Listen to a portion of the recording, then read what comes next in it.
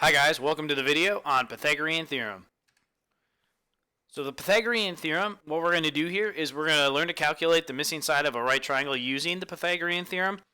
We're learning this because it has immense application in physics and distance calculation. And you know you're successful when you can calculate the length of a side and then represent the solution as a reduced radical. So let's get started. First things first, what you got to remember for the Pythagorean Theorem is that in order to use and apply it, you must be working with a right triangle.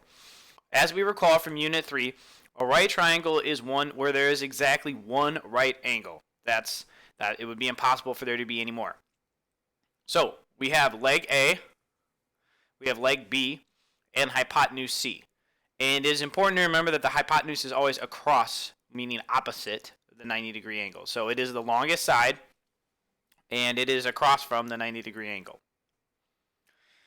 So the Pythagorean theorem states that in a right triangle, the sum of the squares of the legs is equivalent to the square of the hypotenuse. Really what that means is side A squared plus side B squared is equivalent to side C squared. Or as you've more commonly heard it, A squared plus B squared equals C squared. So let's just dive right into some examples. I have a triangle with a side of 6, a side of 8, and a side of x, and I'm asked what is x in the triangle below. In order to calculate the measure of x, I need to determine which side of the triangle that it is. Is it either a leg or is it a hypotenuse? Well, if I look, okay, I can draw the side length between the two. The arrows between the two to represent that they are across from each other. So here, I would be able to say that x for certain is the hypotenuse. So I know this is the hypotenuse. I can abbreviate that as hype. So if I set up my Pythagorean theorem, I can use this side as A. So A equals 6. B equals 8. So I can set up my Pythagorean theorem. Remembering that the Pythagorean theorem is A squared plus B squared equals C squared. And I'm allowed to use this, again, remember, because there is a 90-degree angle in the triangle, so it's what basically unlocks the ability to do this. So if I substitute 6 here, I get 6 squared plus B is 8 squared equals C squared. I'm going to put x in because I do not know what C is. So I'm going to go ahead and square these out and add them together. So 6 squared is 36. 8 squared is 64, so this requires some knowledge of the squares table, equals x squared. If I add these together, I get 100 equals x squared. And, okay, so here's the tricky part that everybody needs to remember. In order to undo something squared like this, I need to take the square root. So I'm going to take the square root of both sides. So it's the radical sign that we've been working with. And that reduces x squared to just x. And it reduces 100 to 10. Because 10 times 10 equals 100. So x here equals 10. What is x in the triangle below? So if I look, I'm going to there is supposed to be a right angle marking here. I am allowed to go ahead and use the Pythagorean theorem again. So a squared plus b squared equals c squared. And I'm going to go ahead and set up my Pythagorean theorem. I don't know, so I'm going to draw the little arrow here. I don't know side A.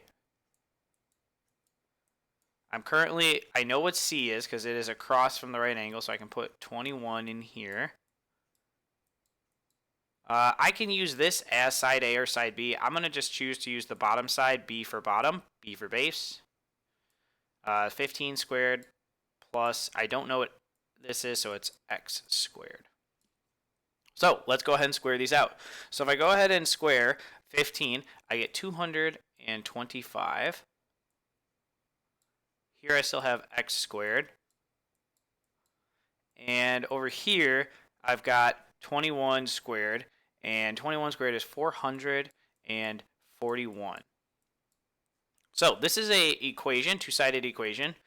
Solved as usual, where we have the variable on one side, so we're going to go ahead and subtract 225 from both sides. So let's go ahead and do that. Minus 225. So I would get x squared on the left side of the equation equals 216 on the right side of the equation.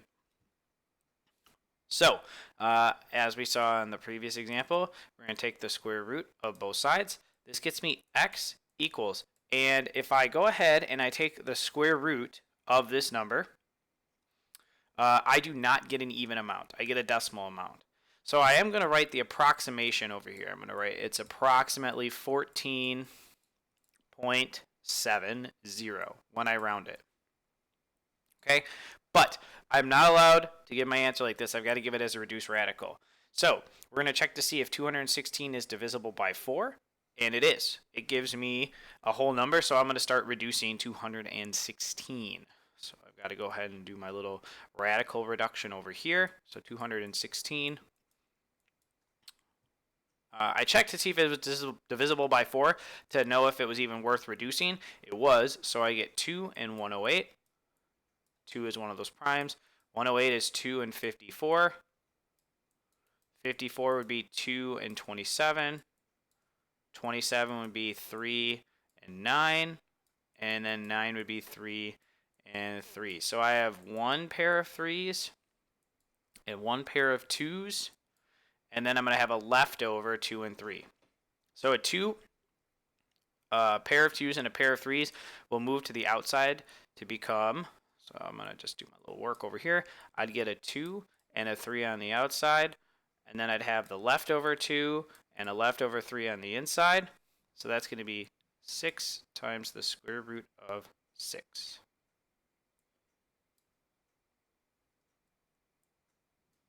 So 6 times the square root of 6 here is my final reduced answer.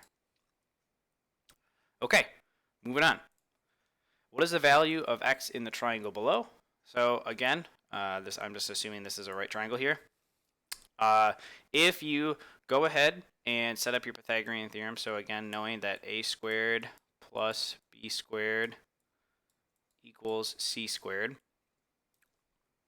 I can draw an arrow between the two like this, that it goes across the triangle. So this is the hypotenuse that we're working with. This is the hypotenuse here. So let's set up our equation. We can do 3 squared plus 6 squared equals x squared. So 3 squared is 9. 6 squared is 36. This side of the equation stays the same because we can't do anything different.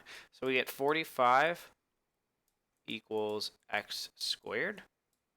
The only way to reduce this is to take the square root of both sides.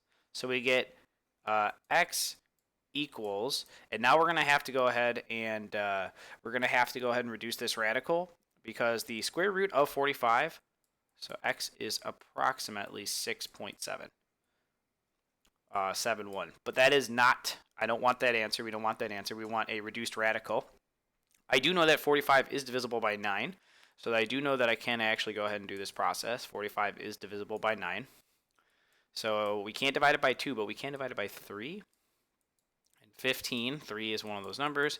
And then 3 and 5. So we're done reducing with a pair of 3s, and then we have a leftover 5. So the pair of 3s will go on the outside and have a leftover 5 on the inside like that. So our answer is 3 times the square root of 5 as our hypotenuse.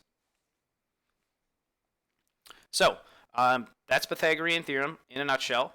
However, backwards, if we take the converse, meaning the reverse of the Pythagorean theorem, it allows us to check that a triangle is a right triangle by using the formula in reverse. If we know all 3 sides of a triangle, we can verify that they satisfy the equation a squared plus b squared is equal to, like question mark, c squared.